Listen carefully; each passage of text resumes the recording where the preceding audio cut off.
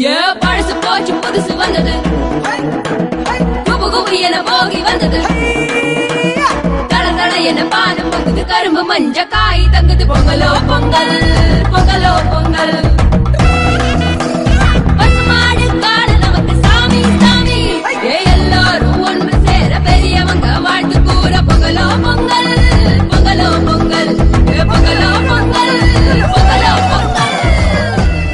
விவசாயத்தை நாம் எடுத்துக்கொண்டோம் என்று சொன்னால் 8.5 லட்சம் கோடி ரூபாய்கள் விவசாயிகளுடைய நன்மைக்காக கடன் வழங்கக்கூடிய திட்டத்தை முதல் முறையாக கொண்டு வந்திருக்கின்றார் பிரதமர் நரேந்திர மோடி. இந்த அளவுக்கு பெரிய ஒரு தொகையை கொண்டு வந்திருக்கின்றார். பாசனத்திற்கான திட்டம், மண் வளத்தை காப்பதற்கான திட்டம், எந்த மண்ணில் எந்த பயிரை இட முடியும் என்று மண் பரிசோதனை செய்ய வேண்டும் என்பதற்காக நாடு முழுவதும் இருக்கக்கூடிய அனைத்து விவசாய ஆராய்ச்சி நிலையங்களும் முடுக்கிவிடப்பட்டிருக்கின்றன. மட்டுமல்ல,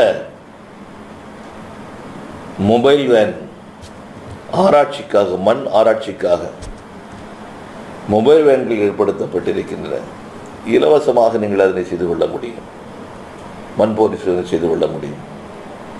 அதற்காக ஒவ்வொரு விவசாயிகளுக்கும் அட்டைகளை வழங்கக்கூடிய திட்டத்தையும் முடுக்கிவிட்டிருக்கின்றார் பிரதமர் நரேந்திர மோடி அவர்கள்.